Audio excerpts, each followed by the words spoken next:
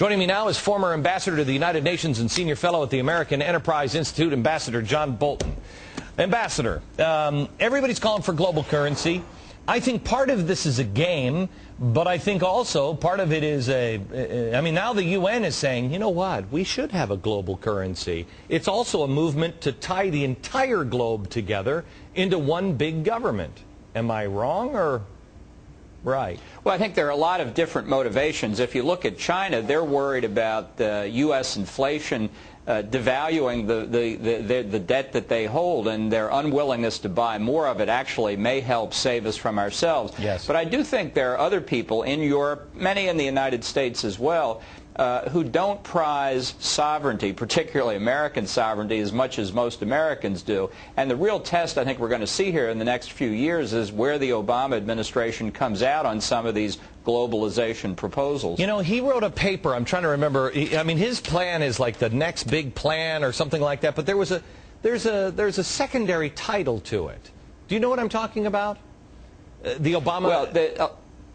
Well, a lot of his advisors have talked about concepts like responsible sovereignty, whatever that means, and it's a way of preconditioning people to get used to a lessening of the decision-making that we do in Washington, of transferring responsibility to international organizations. Now, they're never going to say that. They're never going to say, you know, we think we need less American sovereignty. They're going to characterize it very differently. But the net impact of moving in a number of these directions will have exactly that effect. Right. Responsible sovereignty. I mean, sovereignty is sovereignty. And if we are indebted to everybody, if our value of our dollar isn't worth anything, we can't have any kind of sovereignty, can we?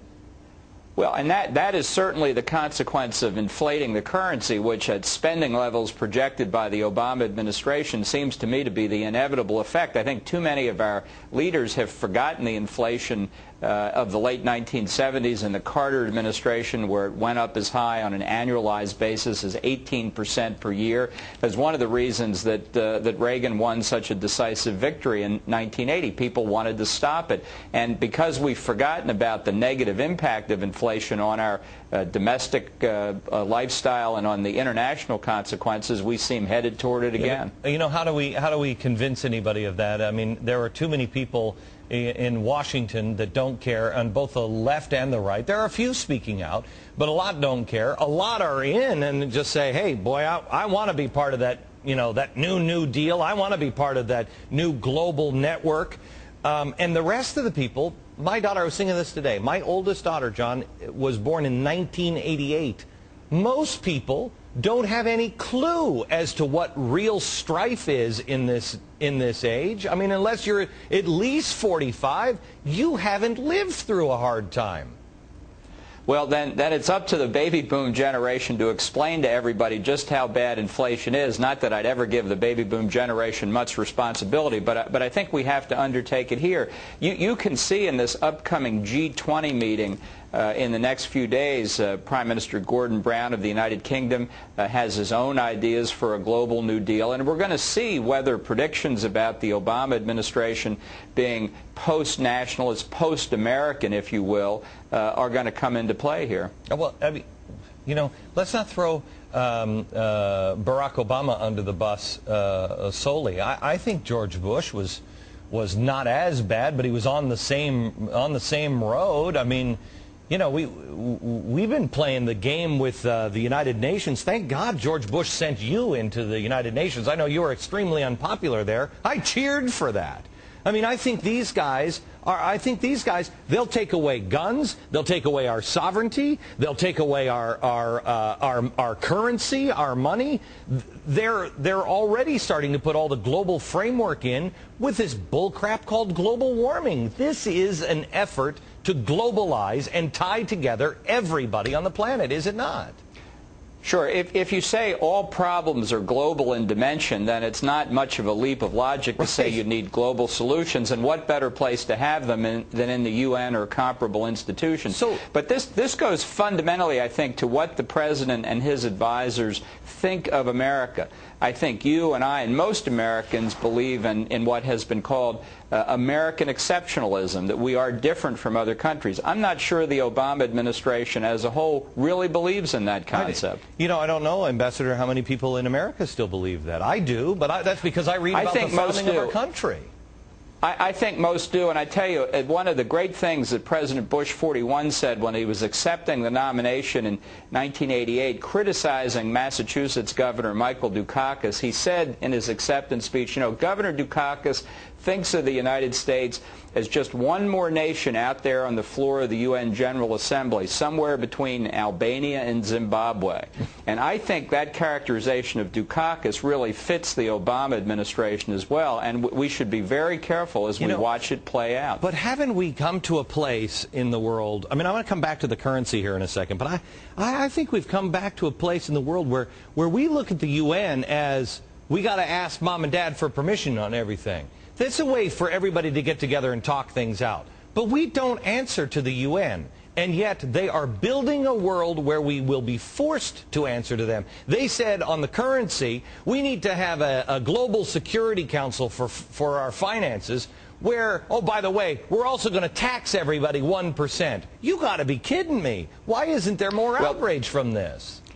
These ideas are all out there floating around. They have been for some number of years. During the Bush administration, I think people didn't press them because they didn't see any real possibility that they would be accepted. But I think they're all going to come out of the desk drawers now. They're all going to be out there for discussion. People don't talk about world government anymore because they know how unpopular that concept is, I think, for the overwhelming majority of Americans. Instead, they talk about global governance as if that's something different. That's where a lot of these proposals come from. So let me take you here into the dark recesses of insanity, I guess, and that is, look, I mean, all you need is Rahm Emanuel's phrase, and that is, you just need an emergency. We are trashing our dollar. We are racking up so much debt. We are devaluing our dollar. We have other countries that are also saying we got to get out of the dollar. Their countries are also struggling. If you have this thing melt down, if it collapses, all you need, because they're already saying it, we need a global solution. All you need is the emergency, and all that stuff that was in, you know, the drawers of people's offices forever come out, and they become reasonable because people are hungry, and the UN provides an answer. Is that crazy to think that? If the administration continues these proposals for massive increases in federal expenditures, massive deficits, they've got to find a way to fund it. And it's either through more government debt or printing money, both of which have the impact of reducing the value of the dollar. And when you get away from the concept of a strong dollar, which is important to us economically and politically, people are going to say we want alternatives. And that fits right into these suggestions by China and Russia and others. So our own domestic policy is doing this to the dollar. It's not some conspiracy from outside. As you rightly say, we are trashing the dollar by reducing its value. Yeah. Okay, so help me out on this. You're known as a fighter. I mean, you were a guy in there, man. You were just taking the fight right to them.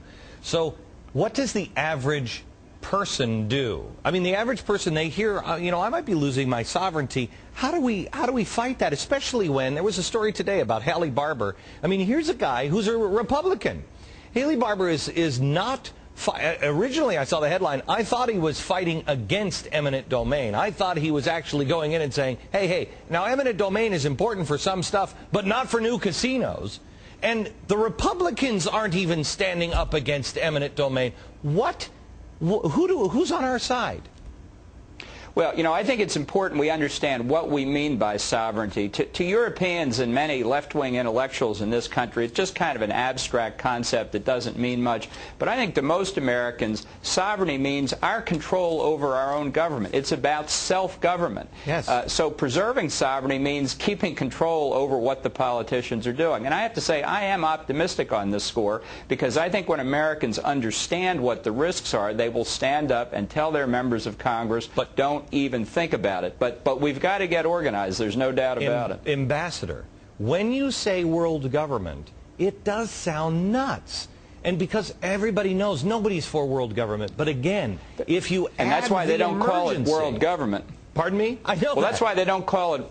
I know. That's why they don't call it world government anymore, and they'll try and find these other phrases. But you have to look underneath of it, and it's on a range of issues, not just the money supply, but gun control, the death penalty, abortion, global warming, all of which are issues we can and should debate in our constitutional democratic framework. We don't need to decide them internationally, but that's what the agenda is of many people very close to the Obama administration. Okay, thank you very much. I appreciate it, Ambassador. By the way,